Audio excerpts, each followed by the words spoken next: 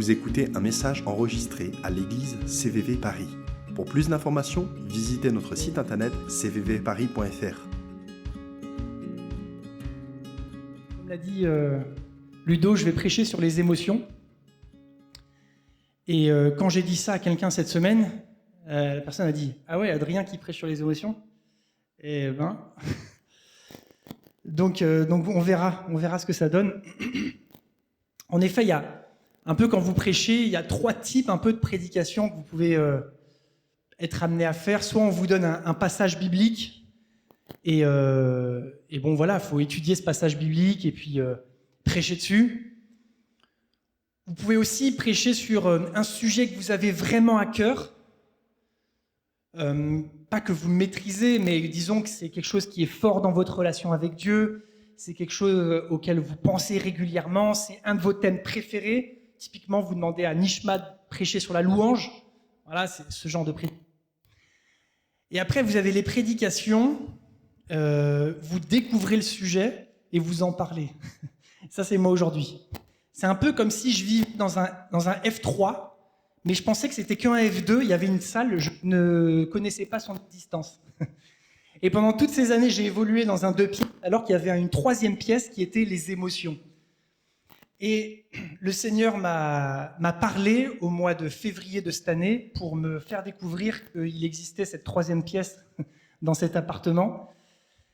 Et j'aimerais un petit peu ouvrir ce sujet avec vous. Alors, comme je vous dis, j'ai ouvert la porte et je commence à rentrer dedans, d'accord ? Et j'aimerais vous y emmener avec moi.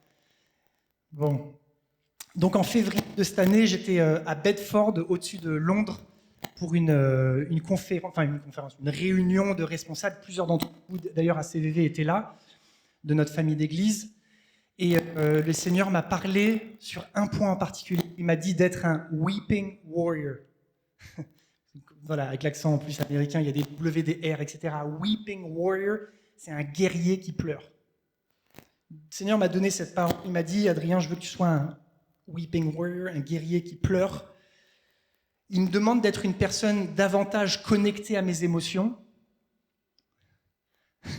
Voilà, j'étais sûr qu'il allait y avoir des réactions. Il me demande d'être une personne plus connectée à mes émotions, de plus me rendre compte que ça fait partie de ma vie, que ça fait même partie de ma relation avec lui. Côté guerrier, il n'y avait aucun problème, ça j'adore. Mais côté qui pleure, j'adore moins. Mais il m'a parlé sur ce sujet. Et moi, je suis plutôt du style, tu vois, face à une situation, je me dis, quelle est la solution ? Je ne me pose pas trop la question, comment ça m'affecte ? Qu'est-ce que ça me fait au fond de moi ? Quelles sont les émotions que je peux ressentir dans cette situation ? Je me dis, quelle est la solution à trouver pour résoudre ce problème ? Et je pense que ça a certaines forces, mais c'est pour ça que le Seigneur me demande de m'en occuper, d'être un guerrier qui pleure. Et une deuxième expérience que j'ai eue cet été, qui me fait dire que c'est pas que pour moi, mais c'est aussi pour nous tous, c'est que j'ai rencontré un ancien ami, une vieille connaissance, qui vivait quelque chose de difficile avec son père, dont la santé se dégrade rapidement. Et donc on discutait à 3 et une autre personne lui dit « Et alors comment tu vis cette situation ?» Et moi qui avais en tête « guerrier qui pleure », je me disais « qu'est-ce qu'il va dire ? Comment tu vis cette situation ?» Et il a commencé à raconter tout ce qu'ils avaient mis en place. Ah, voilà, on a déménagé mon père à côté de chez moi, il est dans un studio, on a mis en place l'hospitalisation à domicile, et puis avec les frères et sœurs, on se rencontre une fois par semaine sur Zoom pour discuter, etc. Et en fait, il dit tout ce qu'ils ont fait, tout ce qu'ils ont mis en place dans cette situation, mais il ne répond pas à la question « Comment tu vis cette situation ?» Et honnêtement, je ne lui en veux pas, j'aurais répondu la même réponse. Hein. Mais ça m'a fait dire, est-ce qu'on est capable, est-ce qu'on est connecté à nos émotions, est-ce qu'on est capable d'en parler ? Est-ce que même dans notre relation avec Dieu, ça fait partie ? Ou est-ce que juste on est centré sur la tâche à réaliser et finalement on ne se pose pas la question, qu'est-ce que ces choses nous font nous-mêmes ? Alors je nous pose la question, pourquoi les émotions sont-elles si importantes ? C'est le titre de ma prédication. Est-ce que ça vaut même une prédication ? Est-ce que la Bible en parle ? Qu'est-ce qu'elle en dit ? Et comment ça peut avoir un réel impact sur nous ? Alors j'aurais pu donner comme titre de prédication « Comment être connecté à ses émotions ?» Ou alors comment être connecté sainement à ses émotions. Bon, voilà, mais j'ai choisi pourquoi est-ce qu'elles sont importantes. Alors, émotion, des fois je suis on, des fois je suis off, non? Et si je changeais juste pour voir. Merci. J'ai voulu faire un changement de micro, un changement de style. D'habitude, on a le micro-cravate. Là, je me suis dit, je vais tenir le truc. Souvent, je ne sais pas trop quoi faire de mes mains. Donc, du coup, là, j'ai un micro à tenir. Mais pas que quand je prêche. Déjà, quand je parle avec les gens, je suis beaucoup plus à l'aise avec un café à la main ou les mains dans les poches. Sinon, c'était pas dans le script. Être connecté à ses émotions, c'est donc ressentir des émotions. Ce n'est pas négliger les sentiments qu'on ressent. C'est pas non plus éteindre les émotions qu'on peut avoir, qu'elles soient positives ou négatives d'ailleurs. Et alors, vous avez un peu deux types de personnes. On va brosser les extrêmes. Vous avez les pas du tout connectés et vous avez les hyper connectés. Ok, moi je suis dans la team des pas du tout connectés. Et puis il y en a qui sont dans la team des hyper connectés. Et en fait, c'est pas juste deux teams, c'est tout un spectre. Ok. Et donc les pas du tout connectés, c'est ceux ceux très très orientés sur la tâche. Qu'est-ce qu'il y a à faire? Il y a une solution, il y a un problème. Enfin, il y a un problème, donc il y a une solution. Assez insensible. D'ailleurs, ce type de personnes réagissent assez fortement quand une autre personne vient avec beaucoup d'émotions. Ils n'arrivent pas à entendre le message parce que la forme gêne. Je vois des couples, là, ils se regardent, ils se disent « Ah ouais, chérie, tu vois, c'est comme ça, la communication dans notre couple, si tu pouvais me parler avec un peu moins d'émotion, vraiment, j'entendrais le message. » Et puis voilà. Et puis même parfois, les pas du tout connectés, ils peuvent même ressentir un peu de condescendance vis-à-vis des gens qui sont très très connectés, parce qu'il y avait comme l'idée que être connecté à ses émotions, c'était d'une importance moindre que de réfléchir rationnellement en fait. Ça, c'est les pas du tout connectés. Il y en a qui se mettent dans cette catégorie un peu. Ouais. Ok. Il y a des courageux. Attendez, les hyper connectés, là, ils vont réagir. Et alors, vous avez les hyper connectés. Eux, ils ont un débit 5G avec leurs émotions. Ils ressentent, ils l'expriment. Il y a peu de filtres, ça sort avec beaucoup d'émotions. Les mots sortent plus vite que ce qu'ils ne devraient. Mais l'avantage des gens qui sont très connectés, c'est que quelque part, ils mettent souvent la relation avant la chose à faire. Parce que les pas du tout connectés, ok, ils sont efficaces. Tu leur demandes d'organiser un truc, il n'y a pas de problème. Mais tu leur demandes d'avoir une conversation avec quelqu'un sur un truc qui n'est pas organisé, là, c'est beaucoup plus compliqué. Alors que les hyper connectés, eux, ils arrivent à comprendre, à comprendre l'autre, à les rejoindre dans ce qu'ils vivent. Tu vois, mon amour, toi aussi, connecte-toi à tes émotions. Alors, bon, on est quand même en 2023, donc il faut faire attention à ce qu'on dit, mais il y a quand même une généralité, vous le sentez un peu venir. Les hommes, de manière générale, ok, de manière générale, il y a des exceptions, il n'y a pas de problème, mais de manière générale, les hommes ont plus tendance à être moins connectés, c'est-à-dire ont moins tendance à être connectés à leurs émotions, et les femmes, merci, ont plus tendance à être connectées avec leurs émotions. En tout cas, moi, c'est ce que je remarque dans mon couple, c'est ce que je remarque aussi un peu autour de moi, mais c'est pas bon, voilà, c'est juste ça peut nous aider à se dire où est-ce qu'on en est, quoi. Et d'ailleurs, je remercie énormément ma femme qui m'aide beaucoup à savoir où est cette troisième pièce du T3, dans laquelle on vit. Alors, c'est quand même pas facile parce que, en particulier pour les émotions négatives, je veux dire, qui aime ressentir des choses négatives? Qui aime ressentir la honte? Qui apprécie être dans le chagrin? Qui prend plaisir à être blessé? Pas beaucoup de monde. Donc la tendance, ou ce qui est à peu près, on va dire, naturel, ce serait de mettre un couvercle sur ces choses, parce que ressentir, c'est pas évident, ça fait mal. On peut lire dans Jérémie 17, verset 9, « Le cœur est tortueux, par-dessus tout, il est incurable. Qui peut le connaître ?» C'est dur. Je veux dire, notre cœur, il est pas évident à comprendre. Et quand on se lance dans commencer à écouter ses émotions et à donner de l'importance à ce sujet, on se confronte à notre cœur qui est parfois tortueux et qui est difficile à comprendre. Qui peut le connaître, nous dit Jérémie. Bon, alors commençons à répondre à cette question. Pourquoi les émotions sont-elles si importantes ? D'abord, il y a des exemples bibliques. J'ai 3 personnes en tête, on aurait pu en prendre bien plus, qui sont des personnes dans la Bible qui étaient connectées à leurs émotions. Et je vous en parle rapidement. D'abord, Joseph. Alors, si vous vous rappelez, j'avais prêché sur Joseph un certain nombre de fois. J'avais dit que j'en parlerais plus, mais ce n'est pas une prédication sur Joseph, c'est juste une parenthèse sur Joseph. Ok. Joseph était un homme, donc plutôt peut-être dans la catégorie des pas trop connectés, mais en fait, Joseph était connecté à ses émotions. Il était quelqu'un de très stratégique, probablement très intelligent pour occuper la place qu'il a occupée en Égypte. Il avait un peu l'équivalent de Premier ministre en Égypte. Et pourtant, il était donc connecté à ses émotions. On peut lire en Genèse 42, Joseph s'éloigna pour pleurer à la vue de ses frères. Il sortit en hâte car la vue de son frère l'avait profondément ému. Joseph, bien qu'il soit stratégique, intelligent, probablement un manager et tout ce que vous voulez, était lui connecté à ses émotions. Il n'y a pas d'opposition d'ailleurs entre ces choses-là. On peut être connecté d'un certain côté et puis penser aussi rationnellement de l'autre. Un autre, David.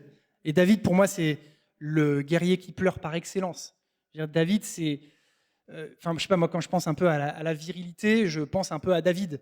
Je me dis, c'était ah oui, on est encore en 2023, il faut que je me rappelle, pardon. C'était un chef de guerre, c'était un roi, il était courageux, il n'avait pas peur d'aller affronter les ennemis.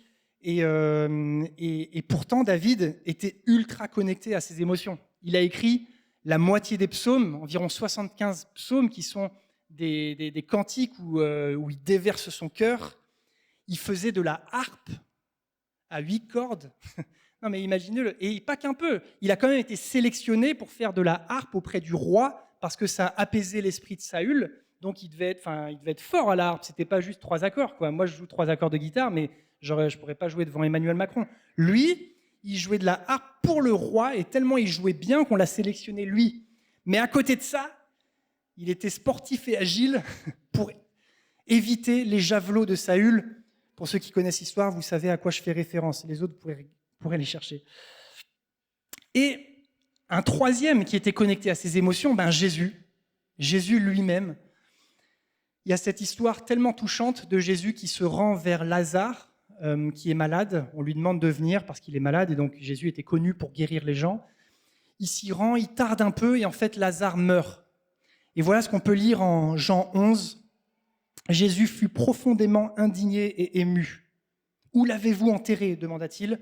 « Viens, Seigneur, lui répondirent-ils, tu verras. » Et Jésus pleura.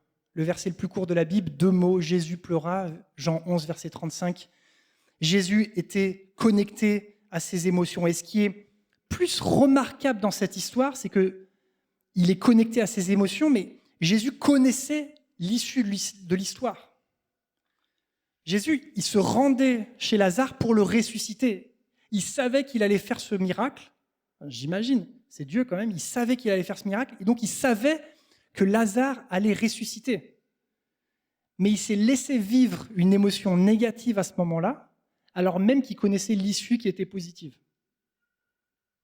Parfois, on ne veut pas laisser nos émotions s'exprimer parce qu'on se dit, un chrétien, voilà, ça doit toujours être heureux, et puis le Seigneur est bon, et puis le Seigneur finira par intervenir, et on connaît l'issue de l'histoire où Dieu va tout restaurer. Et donc on se dit, on n'a pas trop le droit, on ne s'autorise pas à vivre en ce moment des émotions négatives parce qu'on se dit, l'issue sera positive. Et on dit même, c'est peut-être un manque de foi, mais Jésus, alors qu'il connaissait l'issue parce que lui-même allait ressusciter Lazare, s'est autorisé à s'indigner, à être ému et à pleurer. Savoir que l'issue est positive ne nous dispense pas de ressentir la douleur actuelle. Et peut-être que certains, vous ne vous autorisez pas parce que vous vous dites, un chrétien, ça doit être ceci, ou je sais que Dieu est bon et je sais qu'il va faire quelque chose, mais ressens les émotions que tu as pour l'instant. Si tu es dans une période de deuil, vas-y complètement. Si tu vis une situation difficile relationnellement, même si tu as peut-être l'espérance qu'il y aura une restauration, vis quand même ce moment dans la douleur, s'il le faut. Alors un deuxième point de pourquoi les émotions sont si importantes, c'est qu'elles font partie du culte que Dieu désire. Alors, les émotions font partie du culte. Certains diront, oui, c'est évident, on regarde notre louange, on est heureux, on chante, on exprime de la joie, il y a les émotions positives. Oui, mais est-ce que les émotions négatives ont aussi leur place dans un culte? La jalousie, la colère, la déception, l'envie, la tristesse, l'angoisse. Et avant, moi, j'étais de ceux qui disaient, mais oui, il n'y a aucun problème, exprimons nos émotions dans un culte positif. Soyons heureux, levons-nous, tapons des mains, waouh, génial, on t'aime, tu es merveilleux, c'est génial, comme on l'a fait ce matin. Et il n'y a aucun problème avec ça. Mais je me disais, les émotions négatives n'avaient pas trop leur place.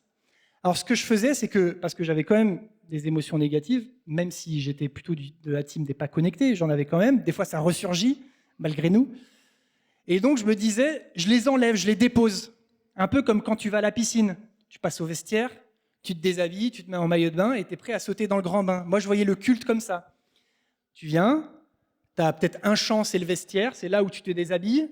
Tu dis, Seigneur, je dépose à côté mes fardeaux, mais là, en ce moment, je suis en colère contre ma femme, je le laisse à côté. En ce moment, je suis dégoûté au travail parce que un tel m'a mal parlé, ok, je laisse ça de côté. Et enfin, je suis prêt, je suis tout nu, je saute dans le grand bain et je suis prêt à louer le Seigneur. Sauf que, comme la piscine, une fois que tu as fait ton bain, qu'est-ce que tu fais? Tu retournes au vestiaire, tu te rhabilles et tu rentres chez toi comme tu étais venu. Et je vivais un peu ça, venais au culte, je déposais, je vivais mon culte incroyable, je repartais, je reprenais mon sac à dos des émotions et je retournais chez moi. Et en fait, les choses n'avaient pas vraiment changé. Alors je me suis dit, il ne faut pas juste déposer au vestiaire, il faut déposer à la croix. Bien, Sherlock. Donc j'arrivais, premier chant, Jésus, je te donne ma frustration, je te donne ma colère. Seigneur, ma femme, là, j'en peux plus, mais tiens, prends-la. Enfin, la prends pas vraiment, prends juste ma colère. Et voilà, Seigneur. Je vivais mon culte, il y a eu quand même du changement, mais finalement, le problème de cette manière de penser, c'est que tu perçois tes émotions négatives comme un frein ou un obstacle à ta louange à Dieu, alors que Dieu veut même ces émotions négatives. J'explique. Tu penses que ces émotions négatives, sont comme un obstacle à ta relation avec Dieu, alors que Dieu, il veut savoir. Dieu, il veut être au courant. Il veut pas juste que tu les laisses de côté. Il veut que tu lui exprimes. Il veut que même venir dans ses émotions, savoir pourquoi tu ressens ces émotions. Les émotions négatives, et d'autant plus les positives, ont une place non seulement dans ta relation, mais aussi dans la louange corporative. Et on va voir pourquoi. Parce qu'on a les psaumes. Donc j'en ai touché un mot tout à l'heure. Les psaumes, ce sont des cantiques qui étaient destinés à être chantés tous ensemble. C'est pas juste le journal intime d'une personne qui parle avec Dieu. Moi, je percevais les psaumes comme ça avant. Je me disais, Pétard, David, waouh, quelle relation il a avec Dieu. Regarde ce qu'il arrivait à mettre par écrit.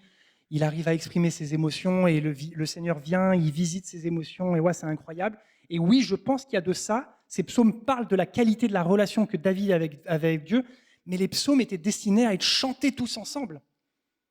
Et quand tu commences à capter ça, tu te dis, waouh, il y a certains psaumes, on va les mettre en chant, ceux-là. C'est bizarre. L'expression des sentiments et des émotions n'est pas juste une manière de déposer les émotions pour enfin être libre de ces émotions, mais elles sont un moyen même d'approcher le trône de Dieu ensemble. Alors, je vous lis une citation de Jean Calvin. Il dit « Il est difficile de décrire les richesses variées et resplendissantes contenues dans ce trésor. » Il parle du livre des psaumes. « J'ai été amené, non sans raison, à qualifier le livre des psaumes d'anatomie de toutes les parties de l'âme, car il n'existe pas une seule émotion dont l'homme ait conscience qui ne soit représentée ici comme dans un miroir. » Alors, prenons le livre des psaumes pour nous, à la fois dans notre relation personnelle avec Dieu, pour voir comment d'autres personnes connectées à leurs émotions le faisaient, et donc pour s'en inspirer, écrivez vos propres psaumes, mais aussi amenons ça même dans la louange corporative. Je vais vous lire juste un psaume. Il dit, psaume 6, « Ô Éternel, guéris-moi, car de tout mon être, je suis dans l'épouvante, je suis en plein désarroi.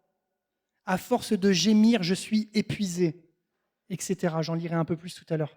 Ce psaume-là, il y a marqué qu'il fallait le chanter avec une harpe à 8 cordes. Là, les leaders de louange, ils me disent « Oh là là, Adrien, qu'est-ce que tu nous fais ? Qu'est-ce qu'on va chanter la prochaine fois ?»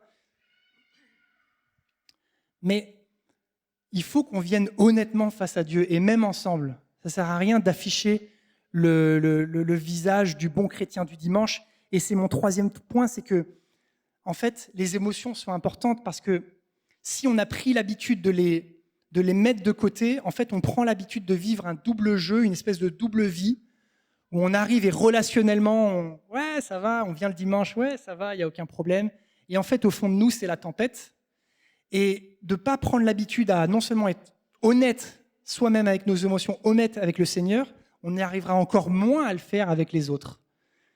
Alors pour ne pas devenir des chrétiens fake, j'ai dit, un peu à deux visages, il faut qu'on apprenne à être connecté à nos émotions. Face à nos émotions, on fait souvent la sourde oreille, soit on fait du déni émotionnel, soit on affiche une apparente indifférence. Donc soit on est en mode non, il n'y a aucun problème, tout va bien, alors qu'au fond, nous, c'est la tempête. Ou soit on sait que c'est la tempête, mais on n'en tient pas compte et on affiche une indifférence, on affiche même des émotions, des fausses émotions inverses même.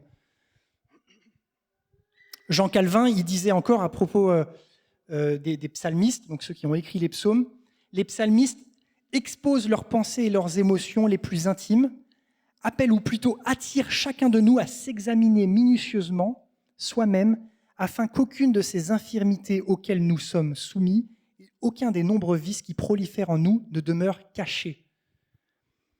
Et donc ces psaumes nous aident en fait à comprendre ce qu'il y a au fond de nous. Alors voici quelques extraits, je vais vous en lire. Donc le psaume 6. « Ô Éternel, guéris-moi, car de tout mon être, je suis dans l'épouvante, je suis en plein désarroi. Et toi, Éternel, quand donc interviendras-tu ? Or, à force de gémir, je suis épuisé. Durant la nuit, sur mon lit, je pleure. Ma couche est trempée, inondée de larmes. Mes yeux sont usés, tant j'ai de chagrin. Ils n'en peuvent plus. » Ce psaume 6, il exprime le désespoir, la douleur face à la blessure. Il n'y va pas par quatre chemins. Il est honnête avec le Seigneur. Il l'interpelle. « Quand est-ce que tu vas intervenir, Seigneur ?»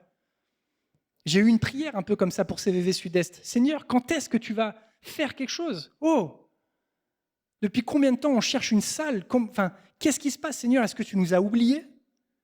Ce sont des prières que vous avez le droit de prier. Les psalmistes l'ont fait. Ou alors, psaume 44. « Tu nous as rejetés et livrés à la honte. » Sacrée accusation quand même, hein, par la Dieu là. « Tu as cessé d'accompagner nos armées au combat. Tu nous fais reculer devant nos ennemis. Nos adversaires se sont emparés à nos biens. » Il met la responsabilité sur Dieu, sur leur défaite. « Oui, tu nous as livrés à eux, ainsi qu'un troupeau de brebis destiné à la boucherie. Et tu nous as éparpillés parmi les peuples étrangers. Tu as vendu ton peuple à un bas prix, sans en tirer aucun profit. Et tu nous as livrés aux railleries de nos voisins. À cause de toi. » Quelle est la dernière prière où tu as dit « à cause de toi, Dieu » ? À cause de toi, chaque jour, nous sommes massacrés et l'on nous considère comme étant des moutons destinés à la boucherie. Interviens donc, Seigneur. Pourquoi ne réagis-tu pas ? Veuille te réveiller, ne nous rejette pas pour toujours. Pourquoi ignores-tu nos maux et nos détresses ? Agis, viens à notre aide. Je pense que certains d'entre nous, on doit écrire nos psaumes. On doit écrire des prières comme ça, ou les dire à Dieu. Je veux dire, les psaumes sont, j'ai envie de dire, remplis. Là, je vous ai pris 2 extraits, mais il y en a plein d'autres, où les personnes expriment leur colère envers Dieu, expriment ce qu'ils sont en train de vivre, le désespoir dans lequel ils sont. C'est dur, mais ils le font.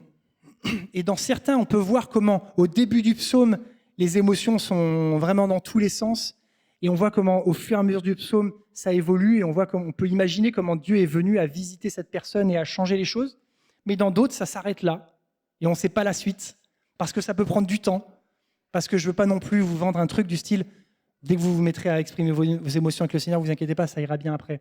Ben non, pas forcément, ça peut prendre du temps. Alors, une autre raison pour laquelle les émotions sont si importantes, et c'est peut-être l'un des points les plus importants de ma prédication, c'est que les émotions nous permettent de découvrir notre perception de Dieu et mieux comprendre les dynamiques de notre relation avec lui. Il y a un auteur qui dit « Toutes nos émotions trouvent leur aboutissement final en Dieu ». En gros, les émotions qu'on peut même ressentir sur le plan horizontal dans nos relations les uns avec les autres nous parlent de notre vision de Dieu et des dynamiques qu'il y a de notre relation avec Dieu. En tout cas, peuvent nous parler de ça. Les émotions nous révèlent notre théologie, notre compréhension de Dieu.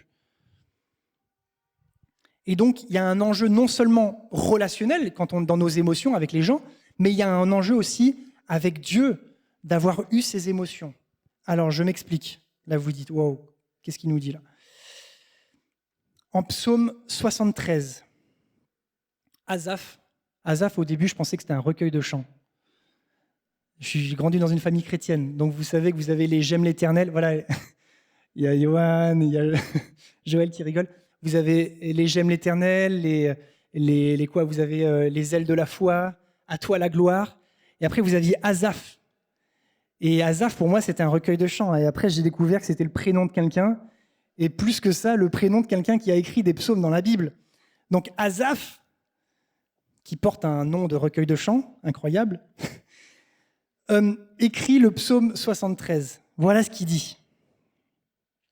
Faut être un peu un chrétien depuis un certain temps pour comprendre ça. Je suis désolé pour les autres. Mais voilà. Il dit ça en psaume 73. « Il s'en fallut de peu que mes pieds ne trébuchent. » Donc il dit « Waouh, j'ai failli flancher. Un rien de plus et je tombais. » Vas-y, Asaph, continue. « J'étais jaloux des arrogants en voyant la tranquillité des gens méchants, car ils sont exempts de tourments. Jusqu'à leur mort, ils ont de l'embonpoint. » Asaph, il est en train de dire, je suis jaloux des gens qui ne te connaissent pas, des gens méchants, des non-chrétiens, parce qu'en fait, leur vie a l'air de bien aller, ils ont de l'embonpoint, ils mangent bien, ils ont une grosse baraque, ils ont une maison, tout va bien pour eux, alors qu'ils ne sont pas chrétiens. Seigneur, je croyais que tu bénissais les chrétiens et que les non-chrétiens, c'était quand ils étaient chrétiens qu'ils étaient bénis. La raison pour laquelle certains mettent un couvercle sur leurs émotions est peut-être de la peur de s'exposer à certaines de ces questions qui seraient « Mais pourquoi Dieu tu fais prospérer les méchants, les non-chrétiens ? Pourquoi Dieu accordes-tu tes dons à ceux qui ne te suivent pas ? Et pourquoi moi, alors que je te suis, tu ne me bénis pas ?» Parce qu'il continue, Asaph, il n'a pas terminé. « Alors c'est donc en vain que je suis resté pur au fond de moi, que j'ai lavé mes mains pour les conserver innocentes. Ça a servi à rien, Seigneur, que je vienne tous les dimanches à l'église, que je lise ma Bible tous les jours, que je fasse un effort d'être gentil avec les gens, que je sois un bon chrétien. Ça a donc servi à rien. C'est donc en vain que je suis resté pur au fond de moi. Tous les jours, je subis des coups et je suis châtié chaque matin. » Asaph, il est deg, parce que c'est un bon chrétien, et en fait, il n'a pas les mêmes bénédictions que les gens méchants. Ça te fait ça parfois ? Tu vois d'autres personnes beaucoup mieux réussir que toi, ou des gens beaucoup moins bons que toi, qui ont des meilleurs postes que toi, plus d'argent, plus de bénédictions, plus de j'en sais rien, on peut dire plein de choses. Alors que toi, tu les as pas. Et donc la jalousie du psalmiste, je vous rappelle, mon point, c'est nos relations, nos émotions qu'on peut avoir horizontalement entre nous parlent de notre perception de Dieu. Asaph, il est jaloux des autres et ça parle en fait de sa perception de Dieu. Parce que sa jalousie révèle qu'il flirte avec l'évangile de la prospérité d'une certaine manière. Alors, si vous n'êtes pas de chrétien non plus depuis très longtemps, l'évangile de la prospérité, c'est bien d'un peu de le définir. C'est cette manière de penser que si tu donnes ta vie à Dieu et que tu le suis, alors les circonstances, essentiellement la santé et la richesse, viendront automatiquement avec ça. C'est-à-dire, au plus tu es un bon chrétien, au plus les bénédictions arrivent. Et Asaph, c'est un peu ce qu'il dit. En fait, il dit, comment ça se fait, moi qui étais un bon chrétien, j'ai pas les bénédictions, alors que l'autre qui n'est même pas un chrétien, qui ne te suit même pas, un méchant, une personne de mauvaise vie, a les bénédictions. Eh ben, en fait, sa jalousie révèle, il est dans une perception de Dieu qui est que Dieu bénit ceux qui font des choses bien. Et ça, c'est l'évangile de la prospérité, et c'est pas l'évangile qu'on a dans la Bible, en fait. Alors oui, il y a des bénédictions, oui, Dieu accorde des grâces, des dons, des bénédictions, des guérisons, mais c'est pas un espèce d'automatisme entre la qualité de ta relation avec lui et ces bénédictions. Il n'y a pas de lien direct. Donc à quoi ça sert de te servir si mes conditions extérieures ne vont pas mieux? Peut-être qu'il y en a qui se disent ça. Ça sert à quoi d'être chrétien? Qu'est-ce que j'en tire? En fait, nos émotions, comme je viens de le dire, nous révèlent comment on perçoit Dieu vraiment. La jalousie ou l'envie, le fait d'envier ce que d'autres ont, donne lieu à une attitude qui est, enfin une question qui est finalement la question, c'est est-ce que Dieu est juste? Finalement, est-ce qu'il est juste d'accorder ses bénédictions comme il les accorde? Laissera-t-il le méchant triompher et l'emporter sur moi?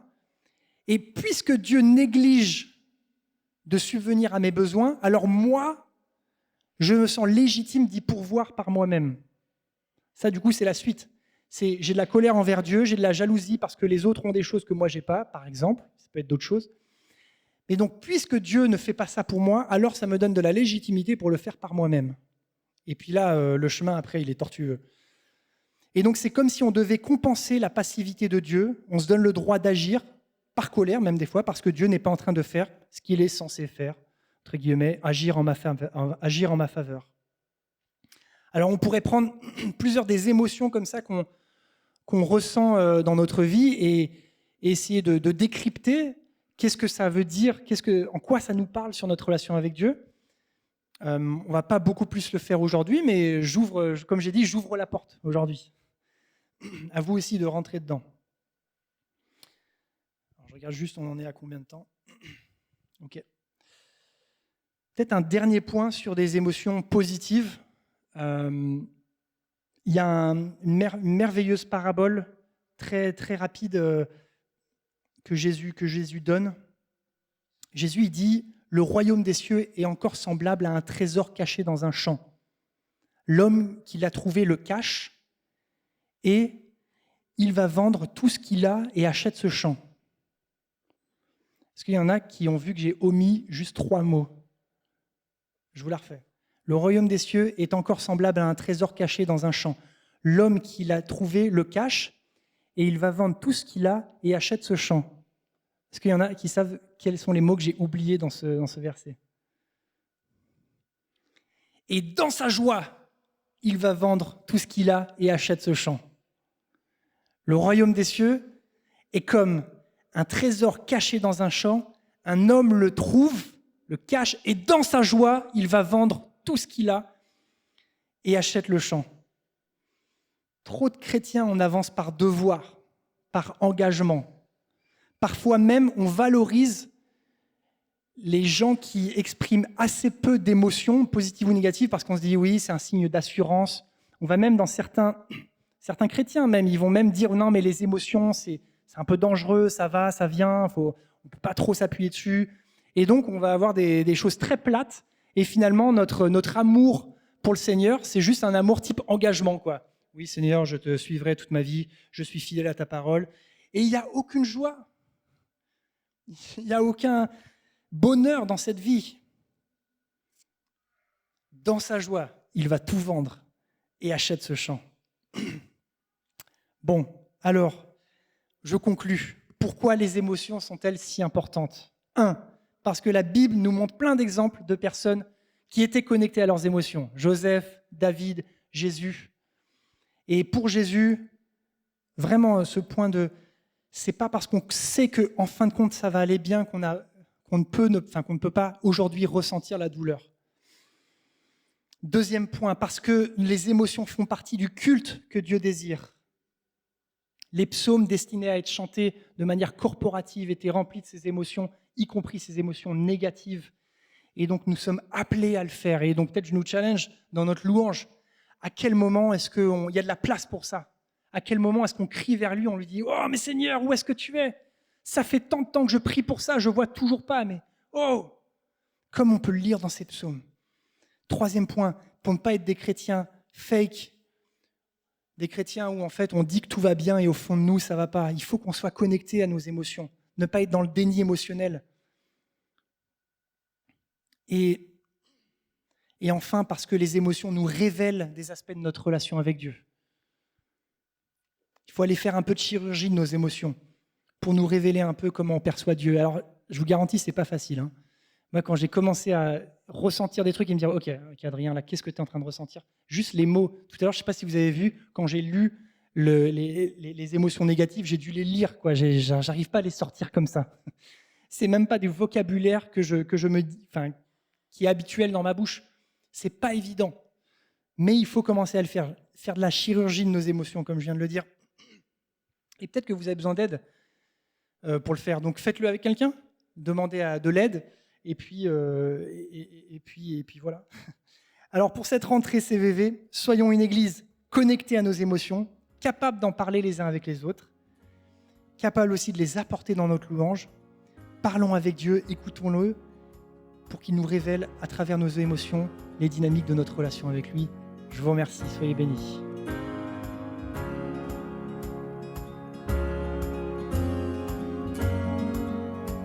Vous venez d'écouter un message enregistré à CVV Paris. Pour plus d'informations, visitez notre site internet cvvparis.fr.